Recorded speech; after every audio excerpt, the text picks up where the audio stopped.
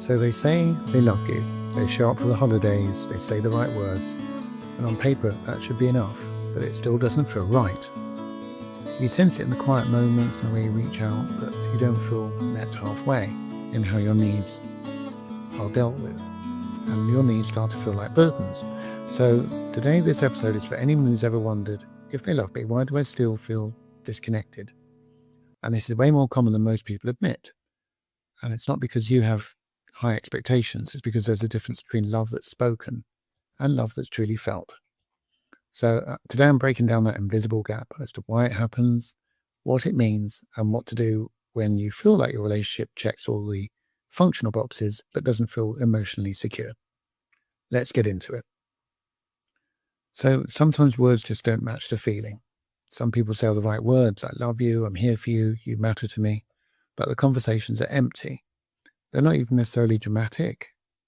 And you just become aware of something that's missing. And that's the difference between someone expressing theoretical love and love in practice. And I see this again and again, that one partner is entirely speaking from logic, the other is wired for emotional presence, and both want connection, but they're tuning in on different frequencies. It's like a radio mismatch. They're broadcasting on AM and you're receiving on FM. And they might love you the best way they know how, but if that doesn't register emotionally, it really doesn't land. That kind of mismatch wears you down. And it's not necessarily about being wrong for each other. It's about learning to recognize what makes love feel real and what makes it fall flat. So let's talk about common responses that just will not work. Because when emotional disconnection builds, it often leads to three default reactions. Number one, you overfunction, you try harder, you think if you just show how good you are, they'll finally meet you halfway. The second is retreat mode. This is where you shut down, you stop sharing, and you just say fine when things are not. The third is pressure mode. You repeat yourself louder, maybe more forcibly, you even start sounding demanding, when really you're just desperate to be seen. Now, none of those patterns are flaws, all right? They're just attempts to cope with that emotional mismatch. The tuning isn't there. And there's a catch, okay? These patterns don't create closeness, they just inflate the misunderstanding. And the real shift comes from being present with your truth and not hiding it and not trying to prove your worth, okay? Because if you offer the truth, then you're entitled to receive it. So let me give you a quick framework how you can get more emotional clarity about this. All right, there's a 3-part framework that I teach my clients. And the first step is to speak your experience without blame. Okay, don't point the finger. It's not, oh, you don't care about me.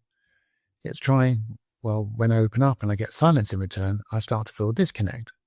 Okay, that's more impactful. It's not attacking the other person's identity. Second, your emotional love language. This can vary greatly from person to person. It's not about compliments. It's about what makes you feel emotionally safe. Some people share vulnerability.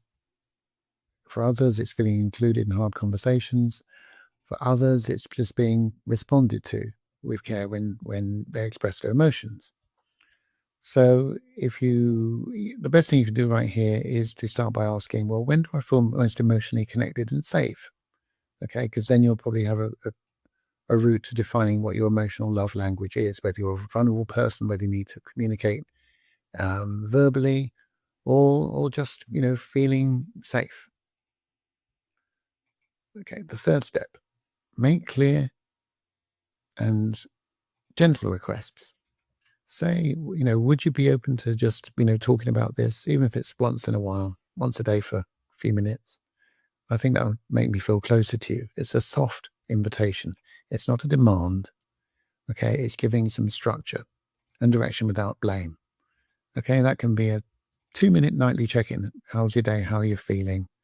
It will change the entire tone of your day. And when that becomes a habit, it's very easy to increase the intimacy in any relationship. And part 4. So I call this when the words keep coming, the behavior doesn't change. Okay, one partner keeps saying the words, but avoid showing up where it matters. You express a need, they act like it's criticism. they're showing their love on their own terms. So if you're the only one who's emotionally tuned in, okay, and they still won't engage with you, then you have to ask the question, what's the cost of staying emotionally disconnected in this relationship? You can't stay in that state because it basically, if there's no follow through, it won't feel like you're loved. If you've made the effort to be clear and calm, courageous, consistent, the four C's, and all you get is avoidance, then you have the information to make, to build a starting point for decisions. Okay. You're allowed to make choices that reflect your worth. Okay. You're allowed to expect presence, but you have to get the information. And the only way you can do that is by being clear, calm, courageous, and confident. So what can you take away from what I've been speaking about today? You know that you want love, but you know it can't necessarily be perfect. Okay. And fairy tale gestures and chocolates and dates, those gestures just won't make any real difference to where you need to be. Where you do want to be is understood. You want to feel emotionally steady. You want to share your truth without fear and feel something on the other side of it. And that's not asking too much. Believe me, it's not asking too much. If you don't take those steps, if you don't accept that that's what you're entitled to, you will not build a real connection that you want. So if you've been living with the gap between the words that you hear and the connection you crave, it might be time to stop explaining and start choosing how you want to be met. So I hope the takeaway today is that you are entitled to ask for what you need. Not demand, but to share, be vulnerable. Okay? And if this episode has given voice to something you've been feeling, let me know what landed. Okay? Drop a review or share this episode.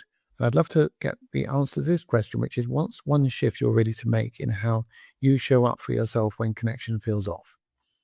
And don't forget, subscribe to Relationships Rebuilt on YouTube and this podcast, wherever you're listening to it. Share it with anybody who needs this type of connection.